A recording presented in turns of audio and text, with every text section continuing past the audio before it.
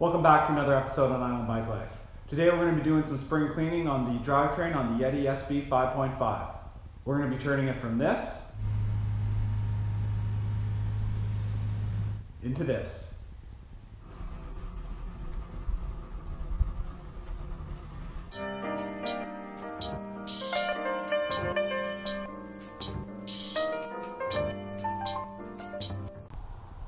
Even though we're going to be doing a deep clean on the drivetrain, it always helps to start with a clean bike. So let's wash her off first.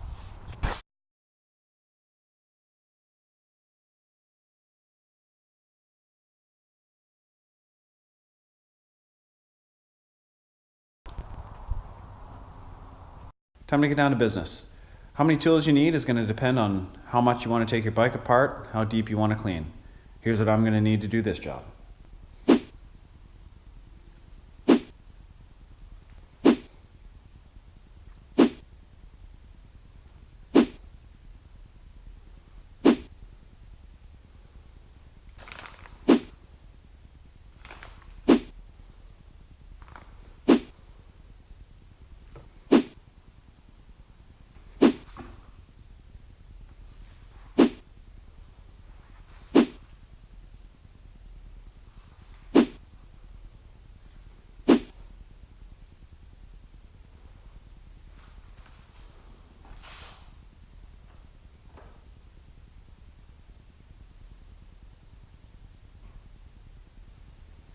Using a chain checker, you can determine the wear on your chain. A 12-speed drivetrain should be replaced when you reach the 0.5 mark, and a 10 or 11 at the 0.75.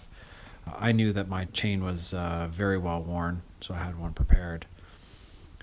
The easiest way to get the Masterlink off is to use a pair of dedicated pliers. There are hacks to get this done, but this is certainly the easiest way to do it. If you can find these pliers on sale, it's worth having them in your shop for sure. I decided to keep my chain to make measuring the new chain a little bit easier. Go ahead and remove your wheel from your bike in order to remove your derailleur.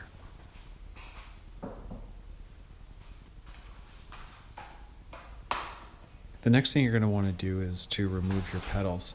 A quick tip is loosening is always towards the rear of the bike and tightening is always towards the front.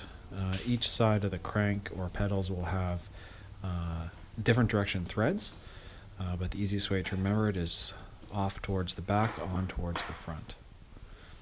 Now, depending on which crank you have, it's going to determine how these come off.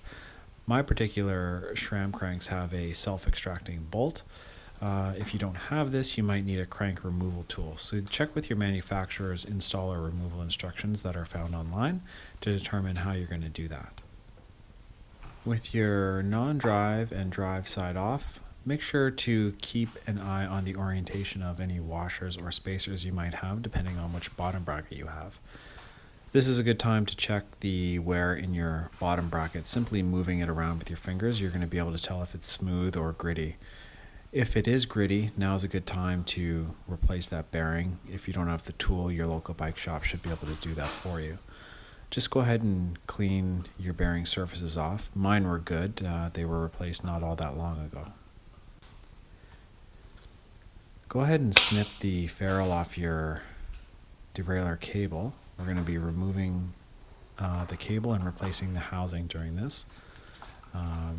When doing a deep clean like this, I like to replace all of the parts that might get some grime or grit in there and affect any sort of shifting after a long Pacific Northwest winter. Your shifter, I have found over time, doesn't really get all that dirty inside, but because we are pulling everything apart, I'm going to remove the shifter and the cable entirely. If you can't get your shifter cable out, make sure you're shifting all the way to the lowest gear or the smallest cog. It'll release the cable and able to be removed more easily. Depending on your derailleur, you might have a different sized hex wrench. This one is a 5 on a SRAM. I'm pretty sure that's universal across all SRAM derailleurs. Go ahead and remove that from your derailleur hanger. This next part is a little bit optional. but because I am tearing the whole bike apart, I'm going to remove the derailleur hanger as well to give that a clean up and apply some more carbon paste just to make sure there's no crease in that particular area as well. This Yeti derailleur hanger is a 2-piece hanger. Most of the other bikes I've ever owned have been a single piece. This Yeti one is pretty unique. With your wheel that's removed, whatever cassette removing tool you need, now's a good time to do that. It's going to be different depending on SRAM or Shimano and depending on which cassette you have in their particular lineup. Either way, you're going to need a chain whip pulled onto the cassette, and it is a standard left off, right tight.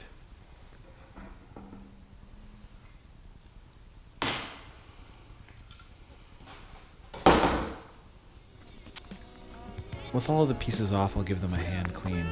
Be sure to remove your jockey wheels from your derailleur. You don't want those going into the degreaser, as they do have bearings in them. Once everything is cleaned off by hand, you're going to let that soak for a little while. After they've soaked for a while, go ahead and give them a brush down just to help agitate any dirt off of them. Once you've scraped any additional grease off or dirt off, go ahead and wash them down with just some water and dry them off to get ready for reassembly. Depending on how deep you went, your reinstall is going to be potentially a little bit different than mine. If you do have a carbon frame, it's good to put a little bit of carbon paste on your derailleur hanger just to avoid any creaks that might develop there.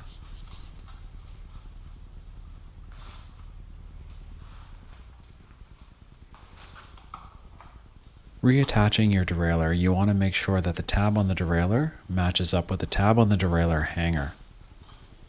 If it isn't, your shifting is going to be all over the place. Sometimes as you tighten it down, it can move, so just make sure that it's flush before you give it a final torque down.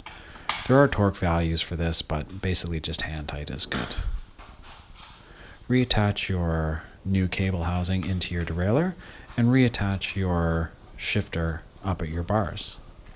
Your shifter housing installed, it's a good time to measure the length to determine how much you're going to need and giving your bike enough free play from left to right. Install a cable housing and insert the new derailleur cable into the housing to get ready to feed it through.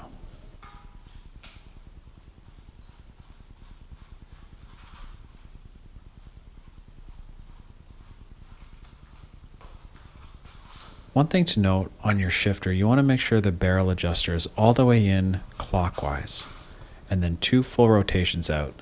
That's going to give you enough adjustment room when you need to re-index your gears for the new chain that's going in, either up or down the cassette block.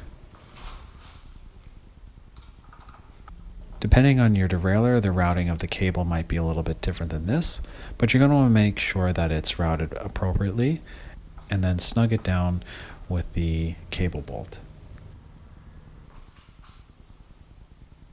Next, installing your cranks, apply a little bit of grease to the bearing surfaces to help the washers stick, as well as some grease on the spindle, as well as the splines on the actual shaft itself.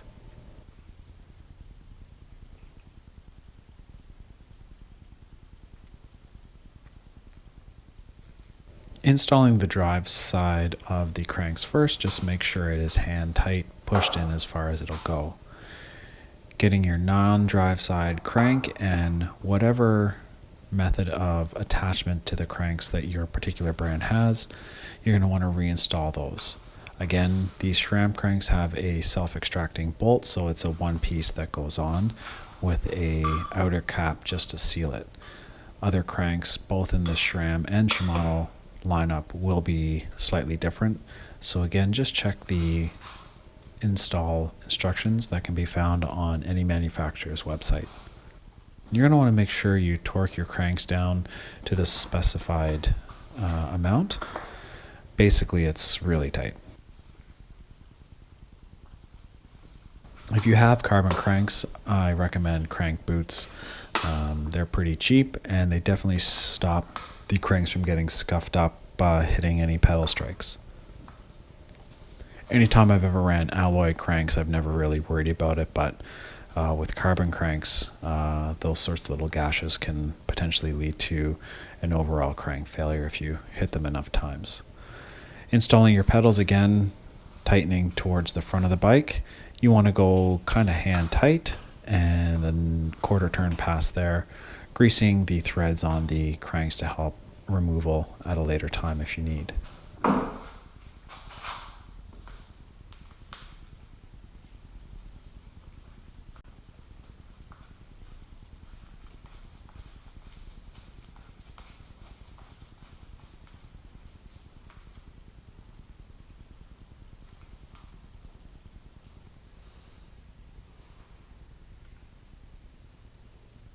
Installing your cassette back onto your free hub body, just put a little bit of grease on the threads to help removal at a later time.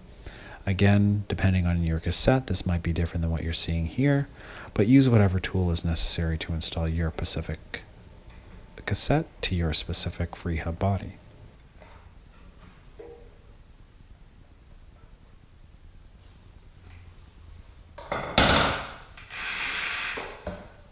Putting your wheel back into your bike, you're almost done.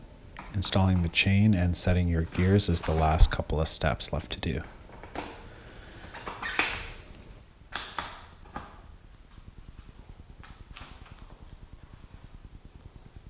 Now, because I was installing a new chain, I have to remove a few links. I used the old chain that I kept from the bike to measure the number of links that I needed to remove. Using a chain breaker tool, go ahead and remove those links. If you don't have a dedicated chain breaker tool, almost every multi-tool on the market will have a chain breaker installed on it. It'll do the same job just as easy. With the links removed, I will install a new power link. These Eagle ones have a specific direction. There is an arrow on it. You want the arrow going towards the front of the bike. It says not to reuse an old power link. I did save the one from my old chain, and I'll throw it in my bag or tape it to the shifter cable in case I do need it on the trail. I'd rather use an old one than not have one at all. But most chains will come with a new power link in the box. The easiest way to get this to seat, if you don't have the pliers, is to simply put it on the top of the chainstay, hold your rear brake, and apply some pressure to the cranks. It'll lock itself in.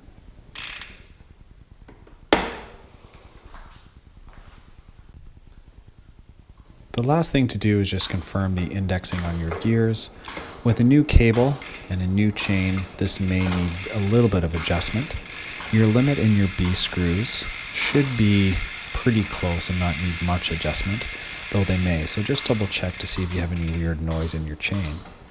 Adjusting via the barrel adjuster on the shifter, just confirm you're moving up and down the block the way that you should be. With Eagle specific drivetrains, there is the additional B-gap adjustment that needs to be done under the proper sag measurement. So don't forget to do that if it's the first time you're installing your Eagle drivetrain onto your bike.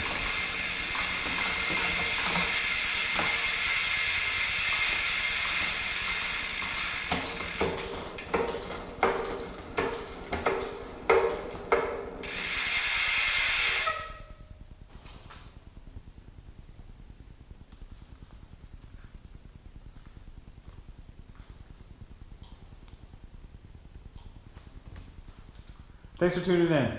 Hope you enjoyed the deep cleaning of the SB55 drivetrain, all ready for the summer.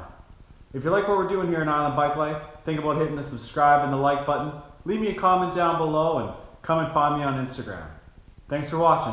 Now let's go hit the trails.